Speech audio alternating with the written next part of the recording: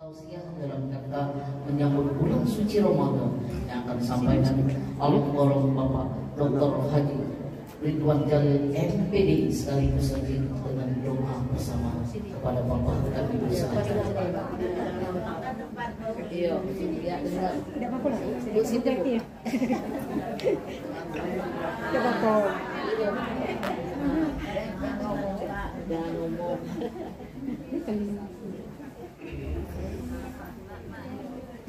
Bismillahirrahmanirrahim.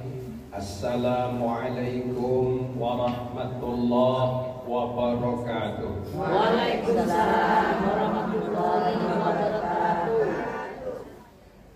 Nampaknya belum semangat. Iya. Kita kasih pantun boleh? Boleh. Ya. Tanam pinang rapat-rapat, Cakep. agar puyuh tak dapat lari. Cakep. Karena jawab salam sebelum semangat, saya ulangi sekali lagi. Assalamualaikum warahmatullahi wabarakatuh. Waalaikumsalam warahmatullahi wabarakatuh. Salam 2 kali itu sunnah, Bu Ibu ya. Ya, makanya kita baca subhanallah, subhanallah, subhanallah 33 kali ya. Assalamualaikum juga bila perlu 3 kali. Bila perlu, pahalanya banyak. Enak. Aku itu ibu-ibu, saya ulangi pula sekali lagi. Wak salam jualan tomat. Tomat dijual di kota Jambi. Yang jawab salam dengan semangat, saya doakan cepat naik haji. Amin. Salamnya daftar dulu. Assalamualaikum warahmatullahi wabarakatuh. Waalaikumsalam warahmatullahi wabarakatuh. Alhamdulillah. Alhamdulillahilladzi ja'alana wa iyyakum min ibadihil muttaqin wa addabana bil Qur'anil Karim wa haddaba akhlaqana bi sunnati sahibil khuluqil azim. Asyhadu an la ilaha illallah wahdahu la syarika lah wa asyhadu anna Muhammadan abduhu wa rasuluh. Allahumma shalli wa sallim wa barik ala sayyidina Muhammad wa ala alihi wa sahbihi ajma'in, amma ba'd. Yang sama kita hormati Ketua BKMT Kota Jambi, Ibu Hajah Laksmi. Jadi kami ini lah biasa dengan Ibu Hajah Laksmi ini kemarin tahun lalu ya. Tahun lalu kami studi banding ya ke Jakarta, mewakili dari Majelis Ulama. Kebetulan saya ini wakil ketua Majelis Ulama. Nah, jadi apa namanya, organisasi Islam tentunya di bawah naungan Majelis Ulama. Nah, itu ya. Jadi kami itu adalah pembina dari semua ormas Islam di Kota Jambi. Nah, termasuk saya juga pembina dan penasehat Majelis Penceramah Indonesia Provinsi Jambi. Yang terhormat ibu-ibu ketua Majelis Taklim atau BKMT Kecamatan dan Permata se-Kota Jambi. Bapak-bapak, ibu-ibu dan wabil khusus tuan rumah yang tadi memberikan sambutan singkat, padat, tepat. Ibu dengar suara saya di belakang? Alhamdulillah. Jadi tidak bisa kencang-kencang saya kan. Alhamdulillah. Bersyukur kita kepada Allah pada pagi menjelang siang ini kita dipertemukan dalam sebuah pengajian dalam rangka menyongsong datangnya bulan Ramadan. Ibu sekalian, kita di dunia ini disebutkan oleh Allah, wa ma khalaqtul jinna wal ins illa liya'budun.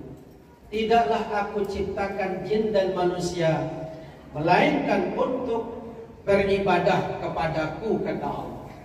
Jadi apapun kegiatan kita itu niatkanlah lillahi ta'ala, maka dia menjadi ibadah bagi kita.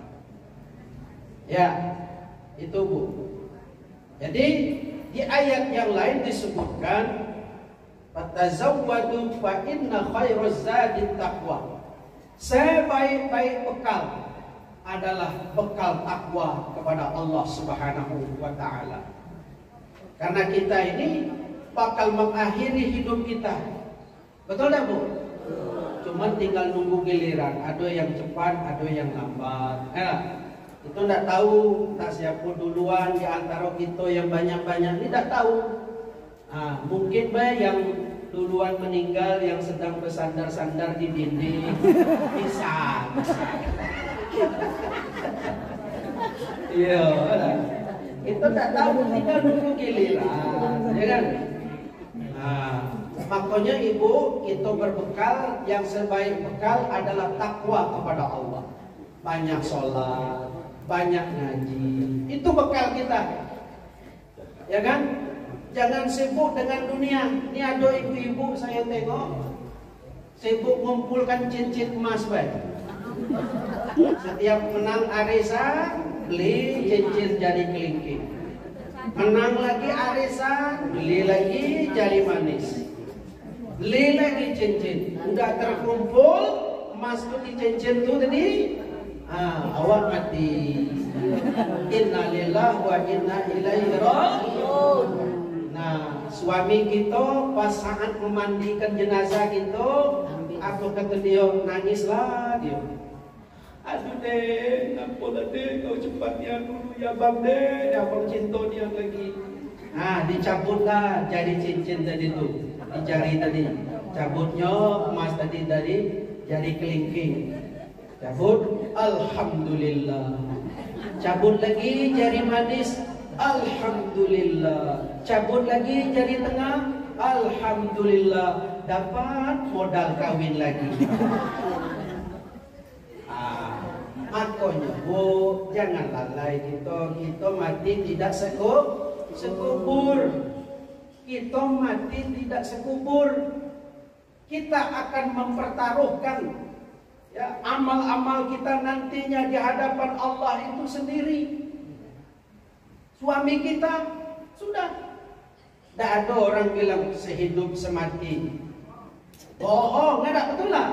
Satu hidup, satu mati.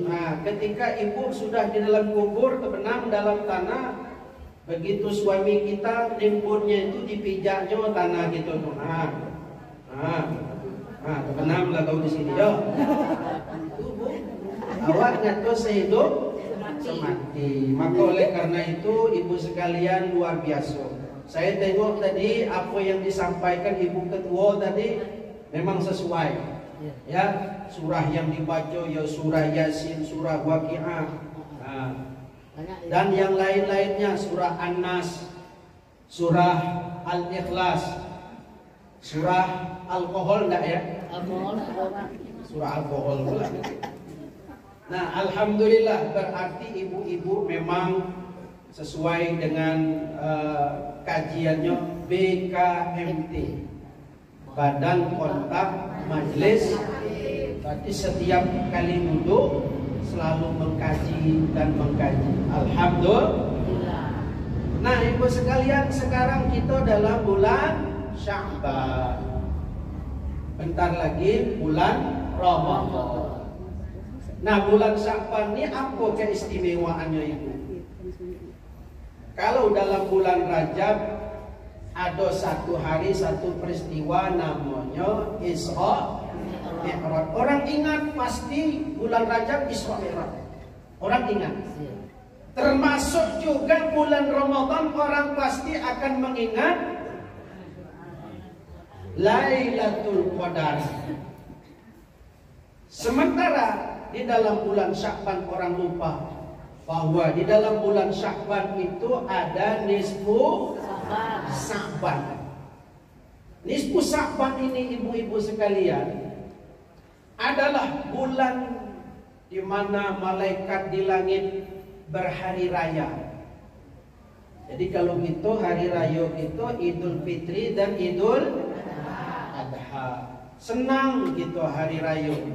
Ibu-ibu takbiran Allahu Akbar, Allahu Akbar, Allahu Akbar, La ilaha illallah, Allah. Senang. Ibu-ibu berkemas di rumah, bersih-bersih, goreng-goreng, masak-masak, senang rasa hati. Walaupun kurang tidur, mungkin barangkali ya Bu ya.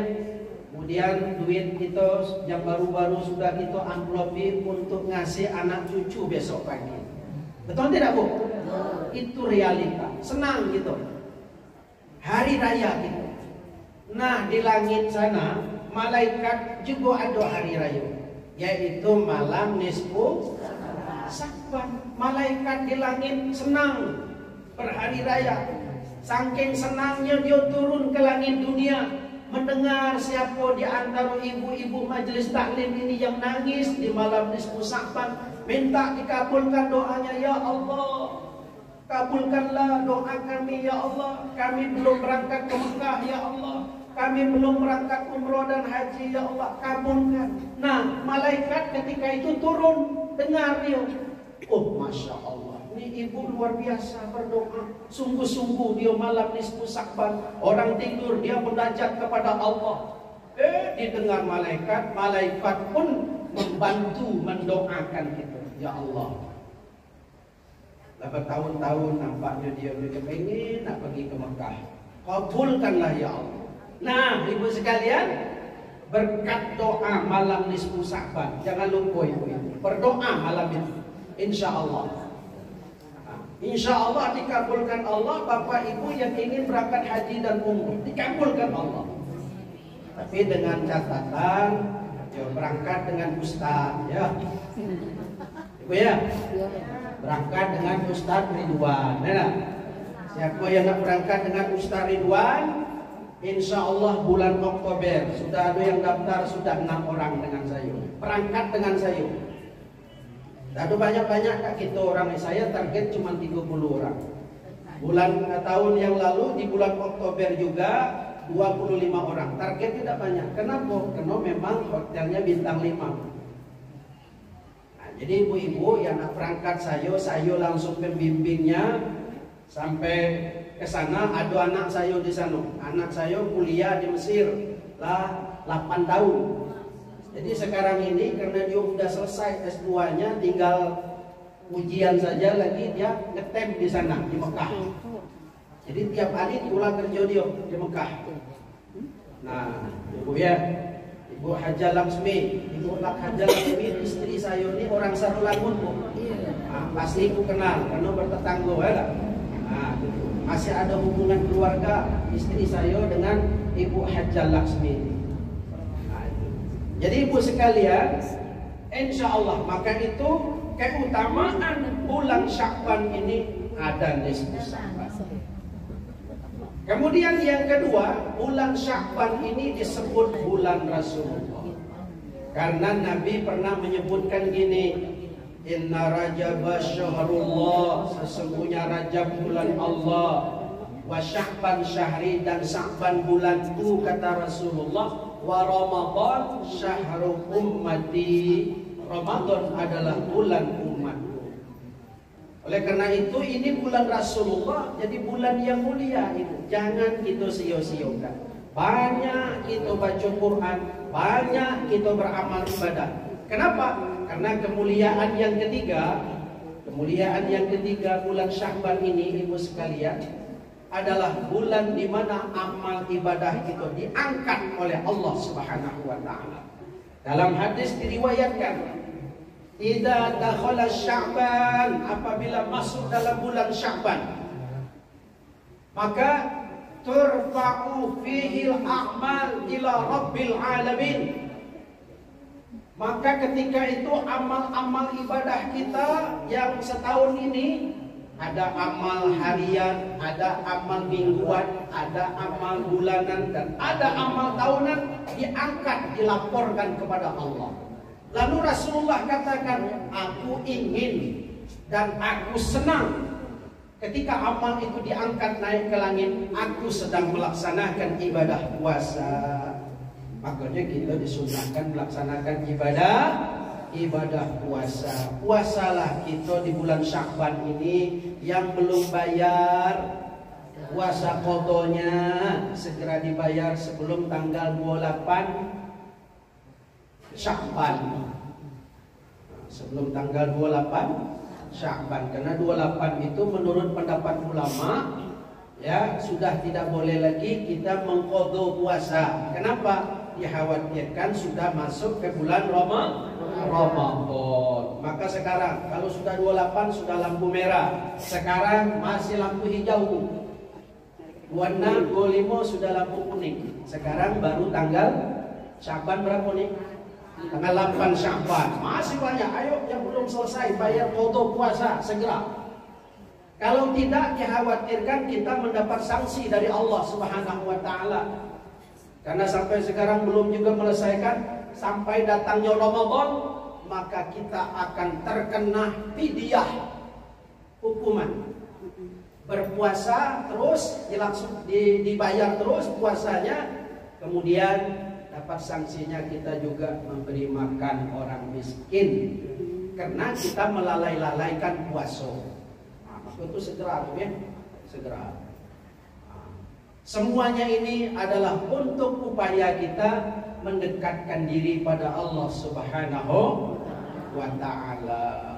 Itu. Ibu bapak hadirin sekalian, ini keutamaan dan kemuliaan daripada bulan Sya'ban.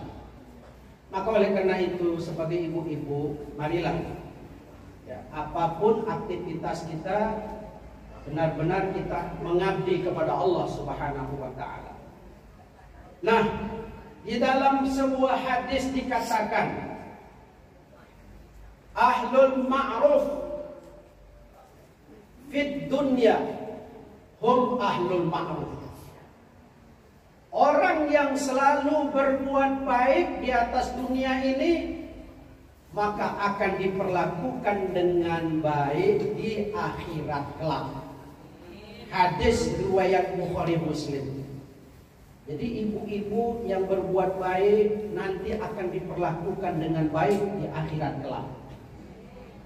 Nah, yang ma'ruf itu apa, Bu? Ma'ruf itu disebutkan dalam Al-Quran. Wa'budullaha wa la tusyriku bihi syai'a wa bil walidaini ihsana wa bidil qurba wal yatama wal masakin wal jari dil qurba wal jaril junubi was sahibi bil jambi wa banis sabil wa ma malakat aymanukum innallaha la yuhibbu kulla mukhtalan fakhura. Ini ayat yang menjelaskan tentang perbuatan ma'ruf. Sembahlah Allah, jangan mempersekutukannya dengan apapun. Jelas, Bu? Berbuat baiklah kepada orang tuamu, ayah emak kita. Jangan bertutur kata yang kasar dengan emak ayah kita yang masih punya emak ayah. Berbaktilah. Kalau sudah tidak ada lagi, berdoalah, berziarah ke kuburannya. Ini suatu yang ma'ruf, ya kan? Menyantuni anak yatim, menyantuni orang miskin, ini perbuatan ma'ruf. Siapa yang melakukan itu semua, Allah akan perlakukan dia dengan baik di akhirat kelak. Bahkan dikatakan wasiqal ladzina taqaw ilal jannati zumara.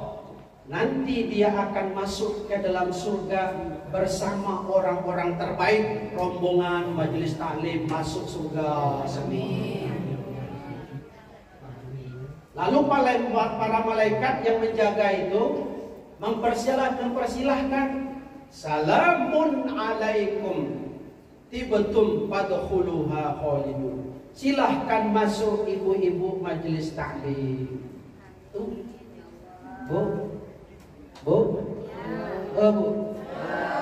Ah, gitu masih ada belakang tuh. Kalau udah tidur.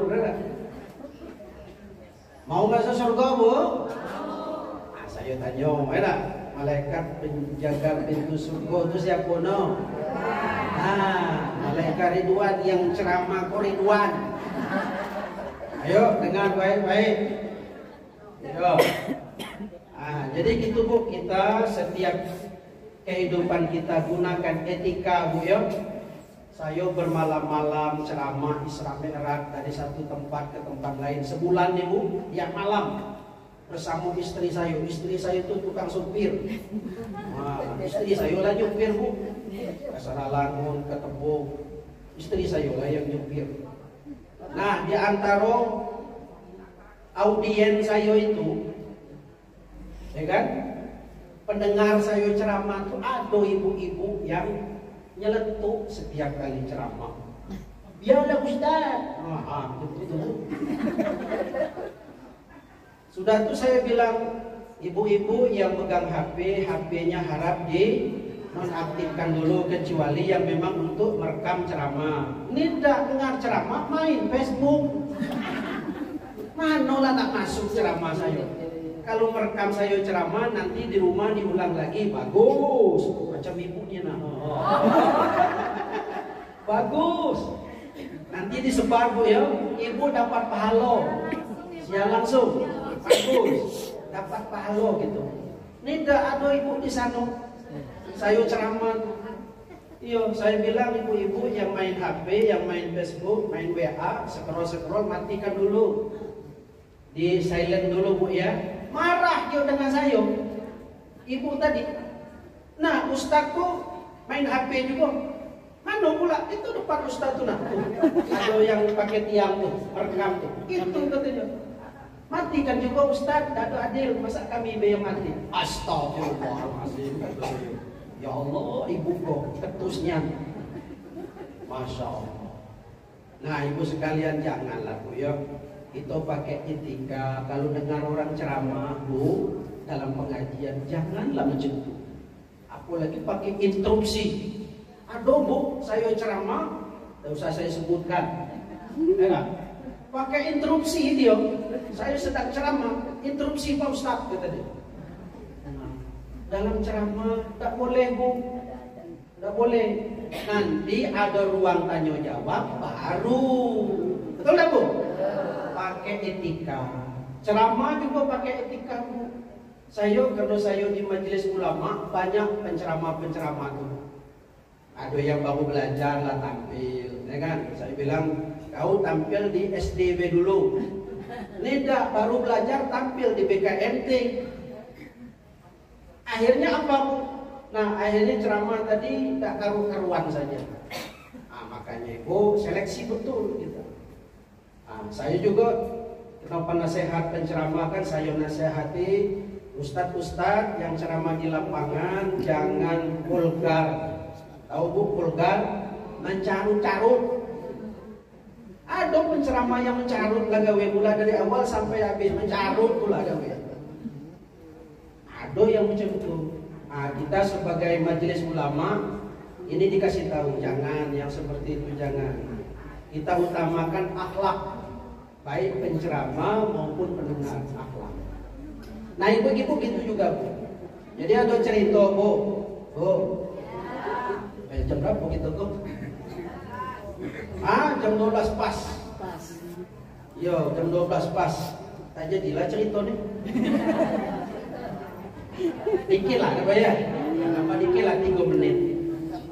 Jadi ada cerita Bu. Ada ibu-ibu di jalanan.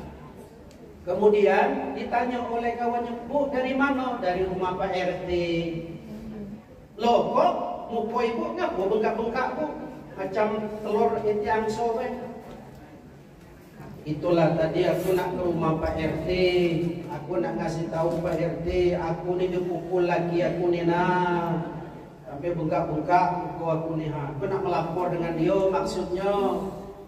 Tahu-tahu aku baru depan pintu aku dengar dia bertengkar nian dengan bininya. Yo piring, mangkuk, sendok keluar. Tak jadilah aku masuk. Aku nanti. Nah artinya apa? Cerita singkatnya, artinya apa? Semua kita ni punya masalah masing-masing. Tergantung volumenya, tergantung orangnya masing-masing. Yang kelasnya tinggi, berat pula cobaannya. Betul tak? Kami para ustadznya bukan deketin cobaan, banyak cobaan kami. Ya Bu ya, banyak cobaan. Nah itu tadi. Makanya kita hati-hati ngomongin orang, hati-hati. Kan ketika Nabi Isra Mi'raj, Nabi melihat orang yang mencakari mukanya dengan kukunya yang tajam, lalu rontok daging-dagingnya diambil dimakan. Ini perumpamaan apa? Perumpamaan umat di akhir zaman, orang yang senang menggunjing atau disebut dengan ngerumpi. Nah, ini yang patut kita waspada, ngerumpi. Ya, kalau bisa jangan, ya, apalagi ngatoi kawan kita dewe, ya kan? Nah, jangan. Pokoknya yang positif-positif saja. Jangan buruk sang. Tuh ada orang buruk sangko, Bu. Bu. Orang buruk sangko. Ada pengantin baru.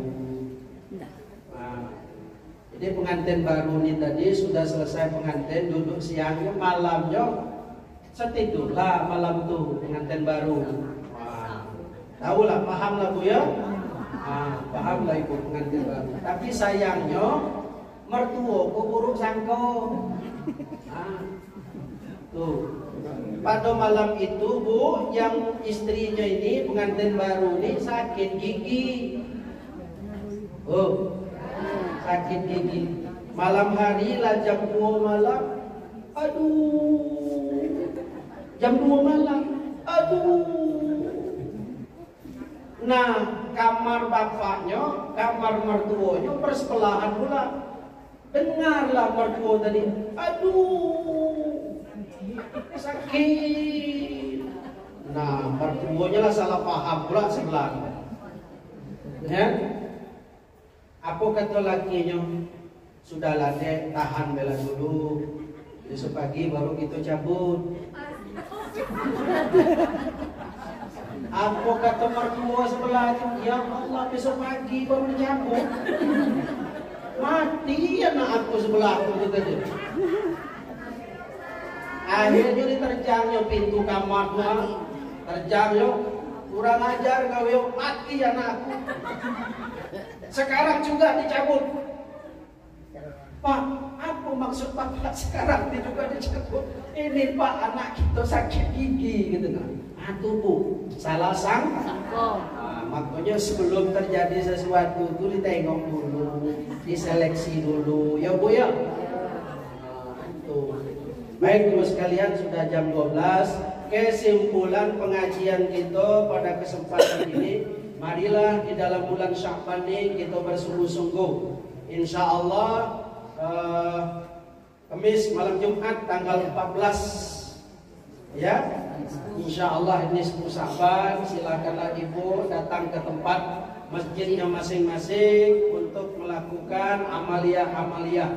Dan kebiasaan kita sudah menjadi budaya di masjid kita baca Yasin 3 kali dan membawa air minum untuk diminumkan kepada anak cucu kita supaya badan sehat, umur panjang, murah. Demikian yang dapat saya sampaikan. Marilah bersama-sama kita berserah diri kepada Allah. Semoga keluarga besar dari Ibu Hajah Laksmi dan Pak Dedi beserta istri kiranya ya diberikan ketenangan, menjadi keluarga sakinah mawaddah warahmah. Amin ya rabbal alamin. Al-Fatihah.